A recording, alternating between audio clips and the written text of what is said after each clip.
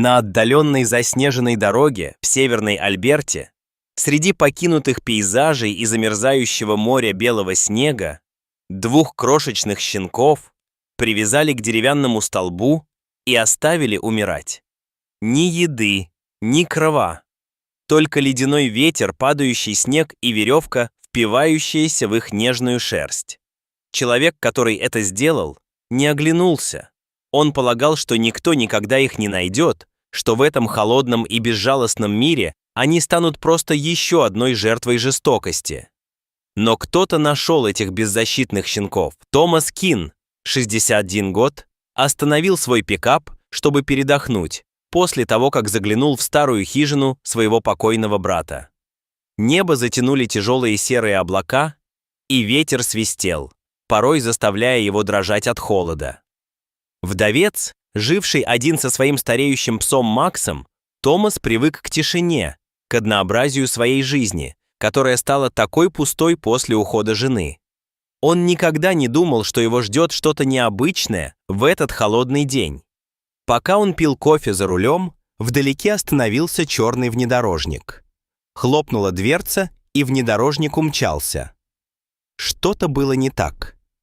Томас вылез из машины и направился к тому месту, чувствуя, как по спине пробегает мурашка. И тут он увидел их. Два щенка, сильно дрожащих от холода, привязанных к расщепленному деревянному столбу. У одного из них была окровавлена лапа, другой так замерз, что не мог поднять голову.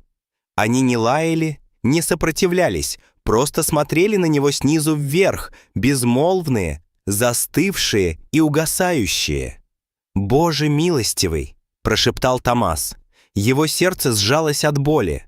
Он опустился на колени в снег, развязал веревки окоченевшими пальцами, затем завернул щенков Кимьора в свою куртку и понес их к грузовику. Макс, его верный старинный друг, поерзал на пассажирском сиденье, обнюхал их и осторожно свернулся калачиком возле их связанных тел, как будто стараясь передать им тепло своей души. Все это было новой страницей в жизни Томаса. Страсть к спасению, желание предстать перед чем-то большим, чем его собственная жалкая жизнь. Томас включил обогреватель в пикапе. Сердце его бешено колотилось. До ближайшего приюта было более 50 миль, а небо уже затягивало тучами. Надвигалась гроза, и он понимал, что не может просто оставить щенков на произвол судьбы.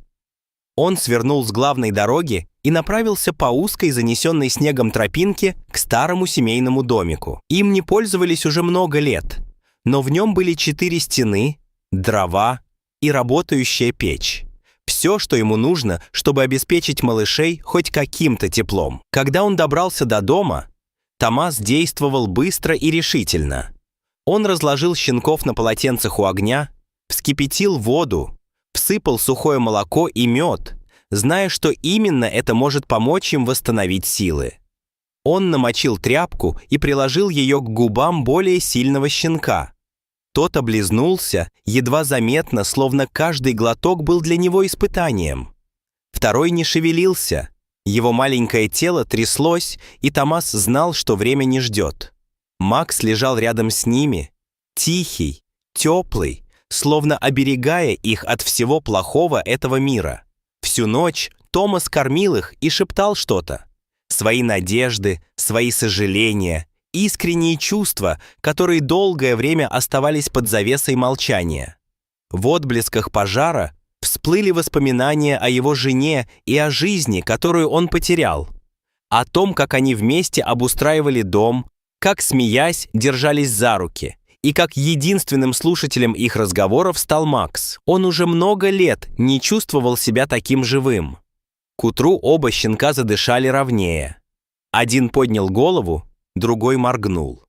Томас заплакал, облегчая свою душевную боль слезами, которые уронили старика, скрывшего все свои чувства в затворнической жизни. Он едва мог поверить в чудо, которое только что произошло. Новообретенная надежда вновь зажглась в его сердце. Позже в тот же день подъехал белый пикап, чья блестящая поверхность отражала холодный свет зимнего дня. Из него вышли двое мужчин в камуфляже. один с винтовкой. Один из них сказал, что слышал, как кто-то подобрал 2 щенков, глядя мимо Томаса в сторону хижины. У Томаса внутри все похолодело. Его охватило подозрение, он выпрямился, стараясь сохранить спокойствие. «Я ничего не видел», — резко произнес он.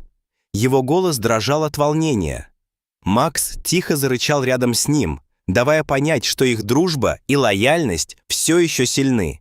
Мужчины остановились, затем повернулись к своему грузовику. В ту ночь разразился сильный шторм, ветер завывал, дорогу занесло снегом.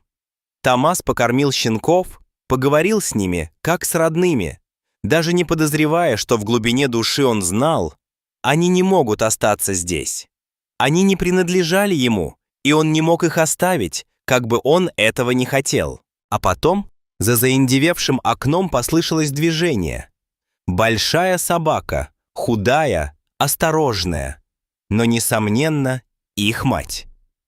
Она не залаяла, не приблизилась, просто стояла у кромки деревьев, наблюдая. Томас открыл дверь, и в комнату ворвался порыв ветра. Более сильный щенок тихонько заскулил, осознавая, что пришла ее защита. Мать шагнула вперед, задрав нос, она медленно вошла в хижину, обнюхала щенков, облизала их мордочки, обвилась вокруг них. Она пришла за ними. Томас отступил назад с разбитым сердцем. Он понимал, что делает доброе дело, но также чувствовал, как в его душе растет подавленность от утраты. Макс сидел рядом с ним, поджав хвост, как будто разделял с ним горечь этого момента. На рассвете собака встала и направилась к лесу. Щенки последовали за ней, радуясь воссоединению с мамой. Один из них оглянулся всего один раз, прежде чем исчезнуть в соснах. Томас стоял молча, его сердце сжималось от печали, оценивая то, что он сделал. Мак сидел рядом с ним, не шевеля хвостом. Он прошептал: «Мы поступили хорошо, мальчик. Мы действительно поступили, потому что иногда самое смелое, что ты можешь сделать, это отпустить ситуацию.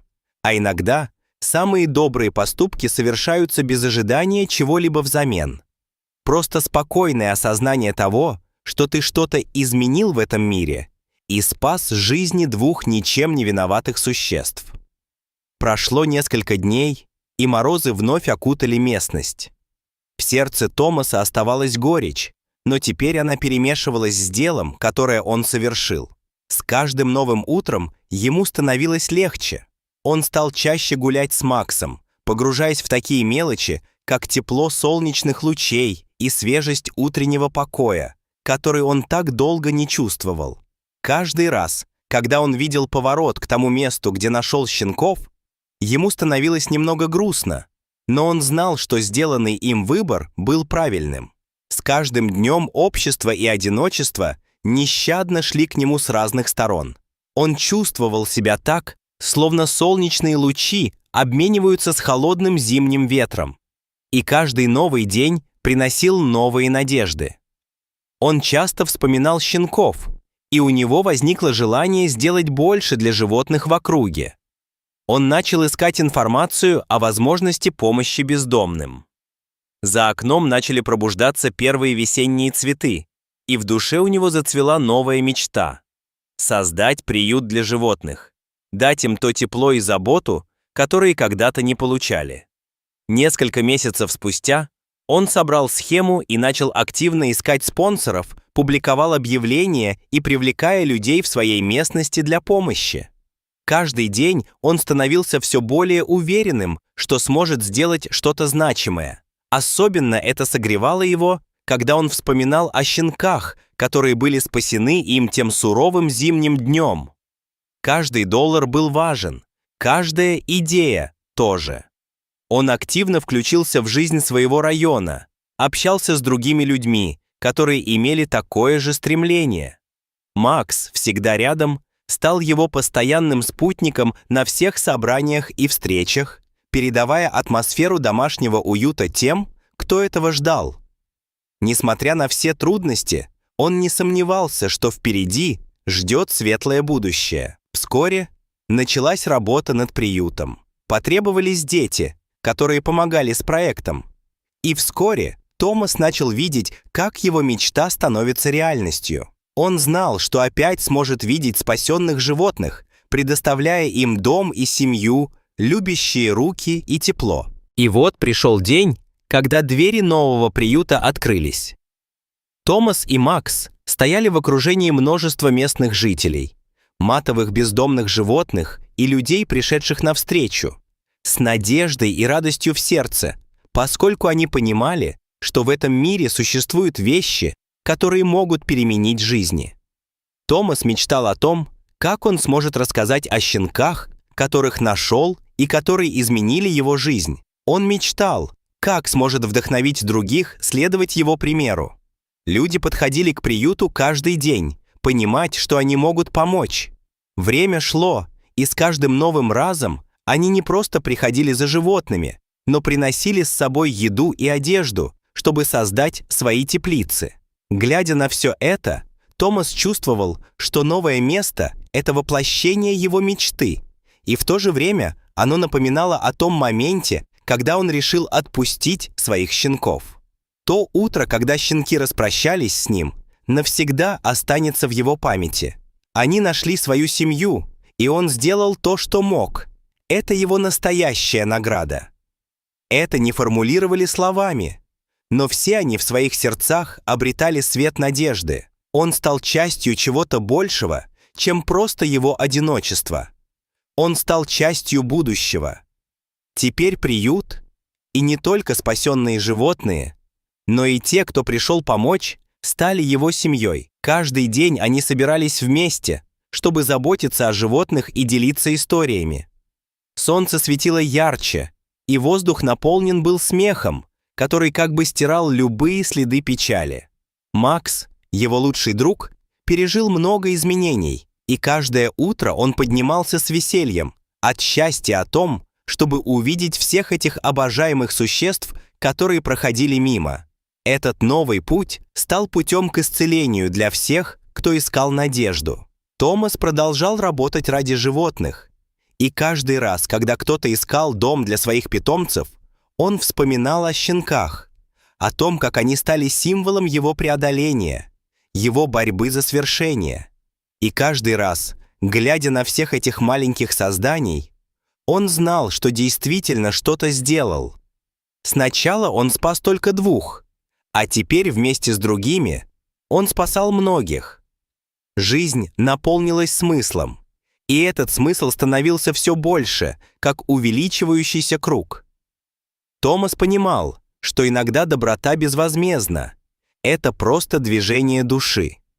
Иногда самое смелое, что ты можешь сделать, это отпустить ситуацию и посмотреть, как жизнь найдет способ подойти к тебе, уважая то, что ты делаешь.